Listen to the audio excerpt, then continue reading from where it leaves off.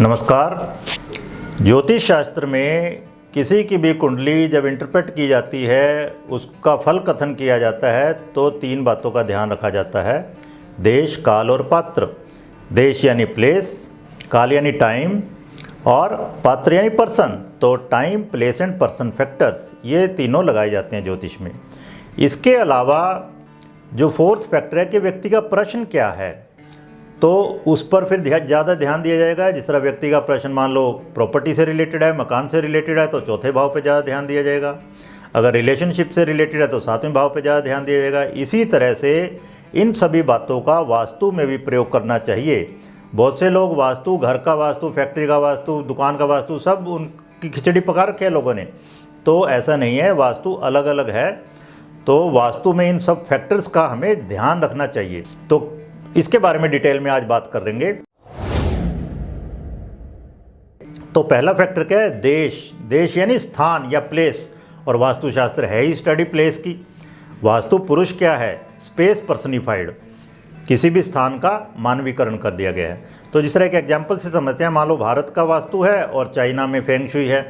तो भारत में जो वास्तु मेनली डेवलप हुआ है वो यहाँ के जलवायु के अनुसार, बहुत ज़्यादा गर्मी है यहाँ पर, इसके अनुसार डेवलप हुआ है। तो नॉर्थ डायरेक्शन आप देखिए, सोम की दिशा है अमृत की, और दक्षिण दिशा किसकी कही गई है? यम की, यानी मृत्यु की। तो हमारे लिए उत्तर दिशा बहुत शुभ हो गई क्योंकि ठंडी दिशा है, और दक्षिण दिशा बहुत अशुभ हो गई क्योंकि बहुत गर्म है। इसके विपरीत चाइना में, चाइना के लोग परेशान हैं ज़्यादा सर्दियों से। तो उनके यहाँ उत्तर से, मंगोलिया साइड से बर्फीले तूफान आते हैं, तो उत्तर दिशा उन्होंने बंद कर दी। तो उसको कहा ब्लैक टॉर्टोइस से गवर्न है जी, ये काला रंग हो गया। जब उधर बंद कर दी तो अंधेरा हो गया। लेकिन उन्होंने दक्षिण दिशा अपनी खोल ली। दक्षिण दिशा से सूर्य चमकता है पूरे साल भर। तो उनके लिए दक्षिण दिशा शुभ है क्योंकि उनको गर्मी चाहिए, हमें ठंडक चाहिए।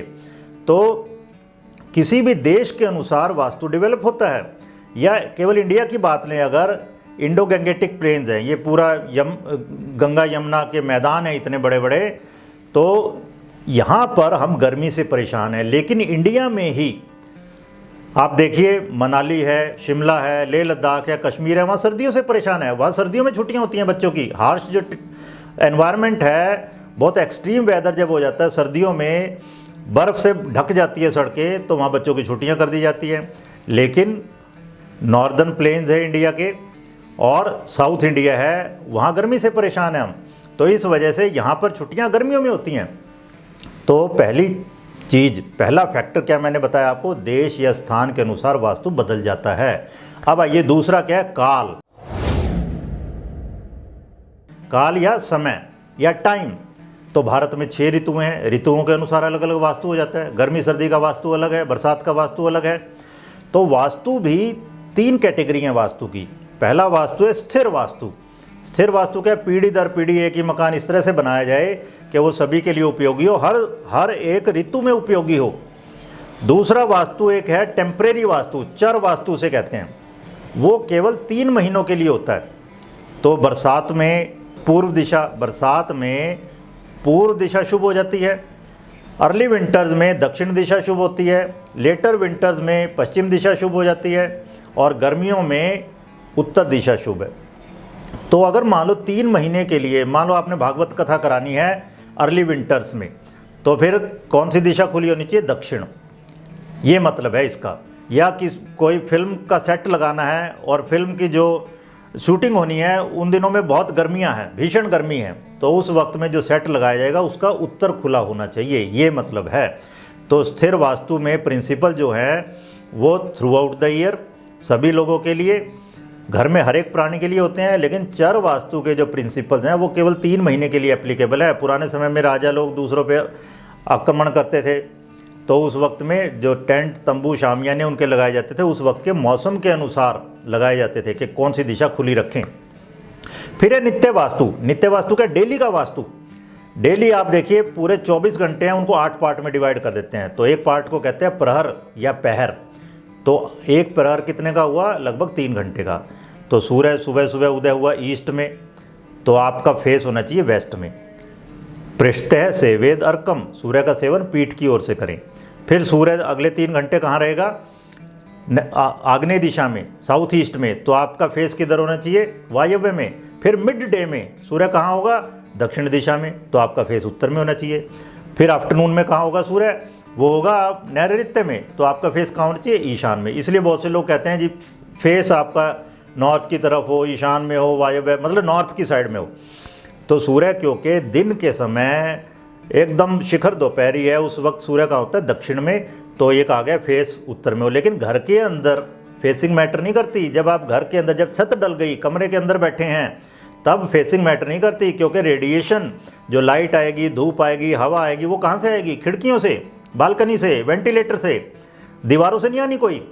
अब आप सामने दीवार है आपके, लेकिन आपने फेस कर रखा है उधर के जी नॉर्थ डायरेक्शन है, नॉर्थ डायरेक्शन में फेस करना बताया, कोई मतलब नहीं है उसके, कोई फ़ायदा नहीं है, क्योंकि उधर रेडिएशन आनी है आपकी विंडोज़ से, वेंटिलेटर से।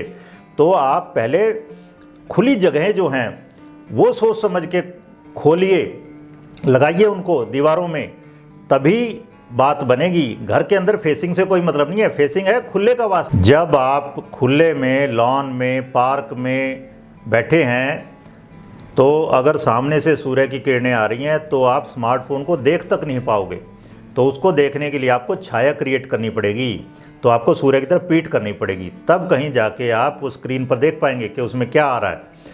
तो ये खुले का वास्तु है, जो फेसिंग शब्द है ये खुले का वास्तु, उसके बारे में पूरी एक अलग से मैं वीडियो बनाने वाला हूँ, ठीक है। तो नित्य वास्तु है, डेली का वास्तु, लेकिन ये है खुले का वास्तु। जब आप पार्क में, लॉन में, गार्डन में है, जब छत आपके ऊपर नहीं है, तब का वास्तु है ये।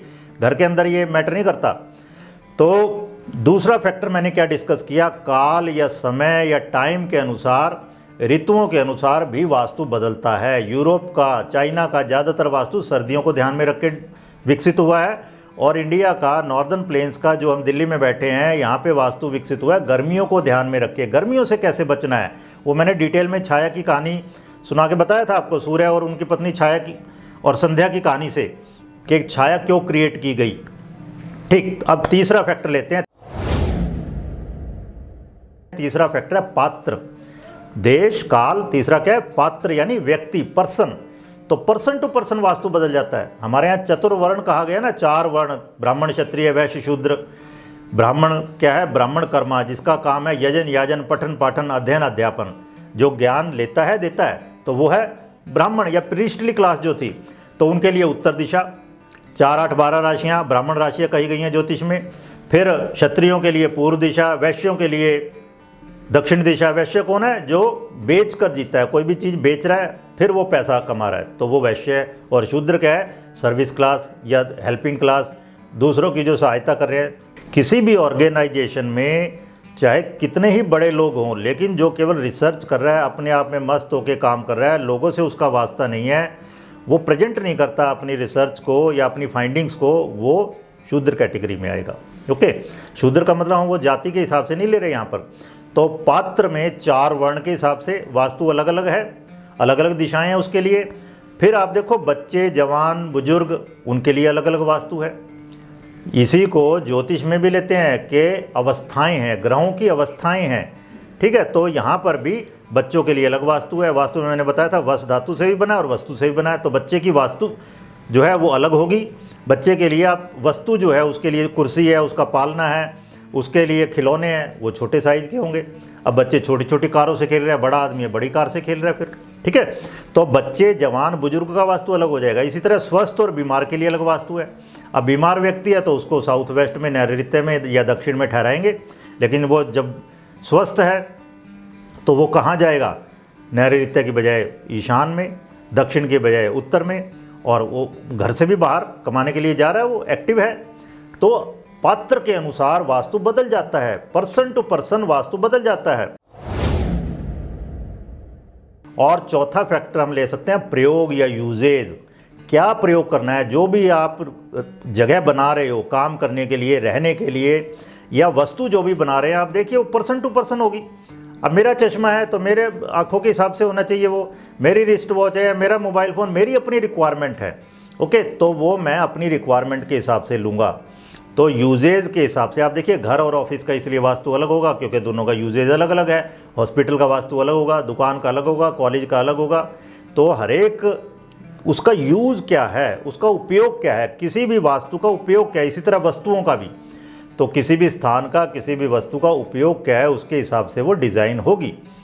तो मैंने आपको 4 फैक्टर बताए, उसके हिसाब से वास्तु बदल जाता है टाइम टू टाइम, ऋतुओं के अनुसार। गर्मी सर्दी का अलग अलग है, प्लेस टू प्लेस, दिल्ली का और मनाली का अलग वास्तु है।